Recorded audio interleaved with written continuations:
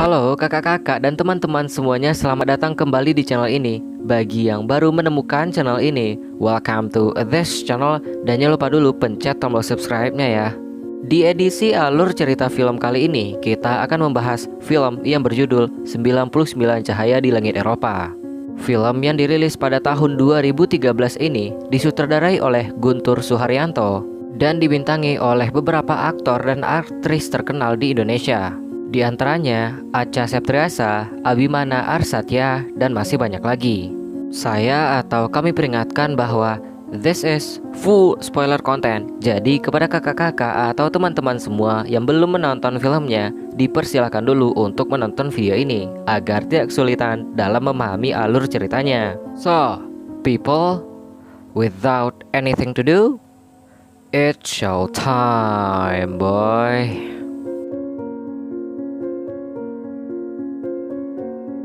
Film dibuka dengan menampilkan suatu kelas yang saat itu sedang belajar sejarah, di mana gurunya menjelaskan pada awal abad ke-15 Turki berhasil menaklukkan hampir seluruh wilayah Eropa Timur.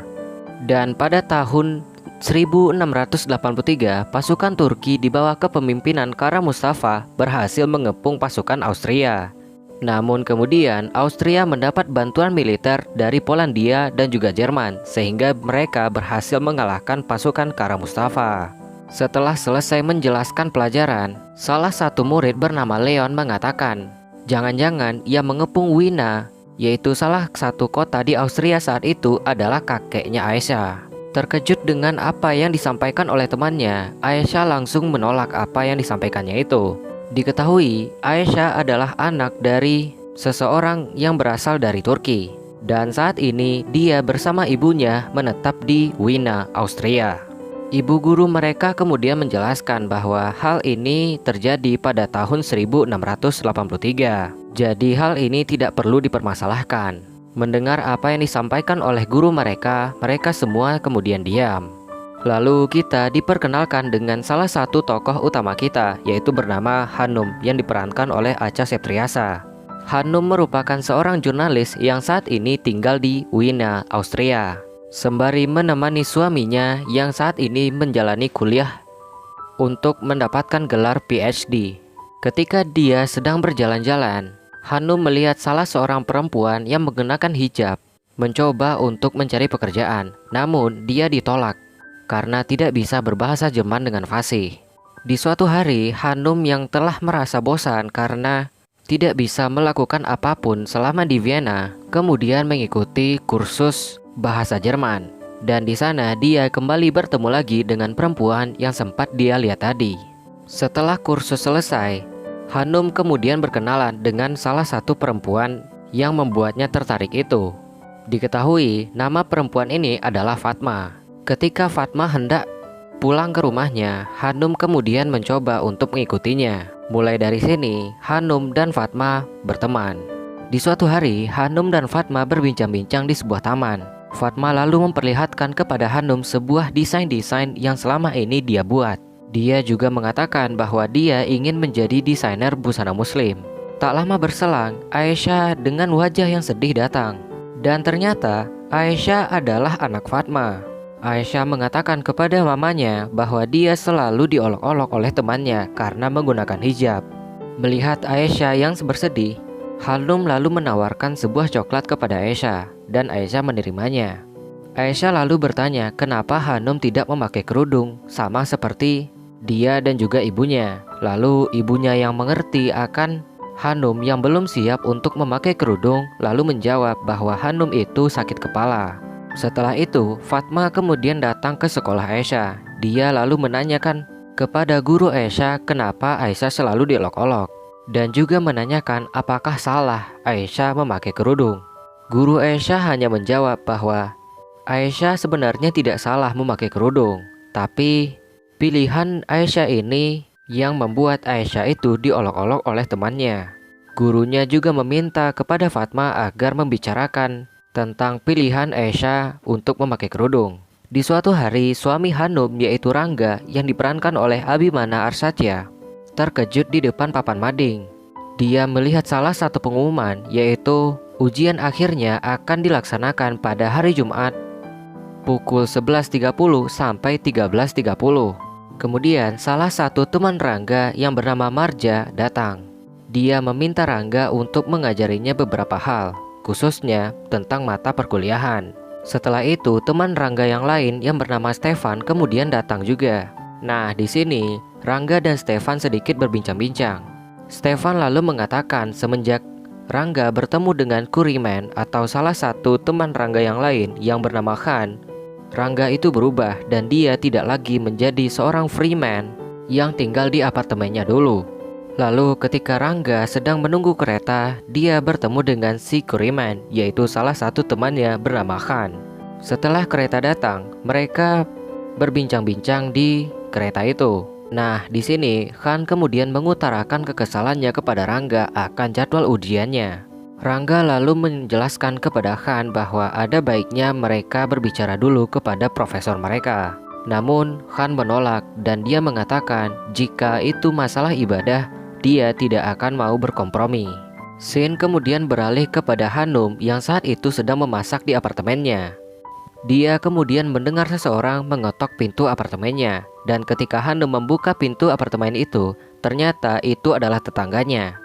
Di sini tetangganya itu berkomentar akan apa yang dimasak oleh Hanum, sambil mengatakan yang dimasak Hanum itu baunya sama seperti kaos kaki. Kemudian setelah Hanum menutup pintu apartemennya, tetangganya yang tadi kembali mengetok pintu apartemen Hanum, dan kali ini dia berkomentar suara TV Hanum terlalu keras dan ini mengganggunya. Dengan perasaan yang sedikit kesal, Hanum kembali lagi menutup pintu apartemennya. Beberapa saat berselang, salah seorang kembali mengetok pintu apartemen Hanum. Dengan perasaan yang kesal, Hanum membuka pintu apartemennya. Lalu orang itu adalah suaminya. Di suatu hari ketika Hanum, Fatma dan juga Aisyah berada di sebuah restoran atau sebuah kafe, mereka berbincang-bincang tentang peninggalan-peninggalan Islam yang berada di Eropa. Lalu ketika Fatma dan juga anaknya pergi ke toilet, Hanum mendengar orang lain sedang berbicara. Dan di sini pembicaraannya itu justru mengolok-olok umat muslim. Sekembalinya Fatma dan Aisyah, Hanum melarang mereka berdua untuk makan makanan mereka. Karena jika mereka makan makanan itu, mereka sama saja memakan diri mereka sendiri, seperti apa yang disampaikan atau dikatakan oleh dua orang itu. Lalu ketika Hanum ingin memarahi dua orang itu, Fatma menghentikannya. Dia lalu memanggil pelayan dan memberikan sebuah surat kepada pelayan itu. Setelah pergi dari kafe itu, ternyata yang dilakukan oleh Fatma adalah membayarkan makanan dua orang tadi. Fatma juga menjelaskan yang dilakukannya tadi bukanlah sesuatu yang membuatnya atau membuat mereka itu rendah, tetapi itu adalah sebagai bentuk pembuktian akan seorang muslim yang baik. Keesokan harinya, suami Hanum yaitu Rangga kemudian menemui profesor pembimbingnya. Profesor ini kemudian memuji riset Rangga, dan dia juga mengatakan bahwa Rangga akan mempresentasikan risetnya itu bulan depan di Paris. Dengan senang hati, Rangga menerima tawaran dari profesornya ini. Ketika profesornya mengatakan bahwa setiap Jumat itu akan dilaksanakan ujian, Rangga mencoba untuk bernegosiasi dengan profesornya ini. Profesor pembimbingnya ini kemudian menjelaskan kepada Rangga bahwa dia tidak mungkin mengganti jadwal pelajaran hanya untuk Rangga saja. Dia juga memperingatkan kepada Rangga jika dia tidak mengambil ujian itu, dia akan mengulang tahun depan. Karena nggak ada pilihan lain, Rangga terpaksa menerima apa yang disampaikan oleh profesornya ini. Di sisi lain, Hanum, Fatma, dan Aisyah sedang berkunjung di suatu museum. Secara tak sengaja, Hanum mendapati Fatma dan Aisyah bersedih di depan sebuah foto. Hanum kemudian bertanya siapa dia kepada Fatma. Fatma lalu menjawab, dia adalah Kara Mustafa Pasha, sedangkan nama dia adalah Fatma Pasha. Dan dari sini terungkap bahwa Fatma dan juga Aisyah adalah keturunan dari Kara Mustafa Pasha ini, yang tak lain adalah panglima perang Turki yang memimpin penyerbuan ke Austria, tepatnya ke Vienna, pada tahun 1683.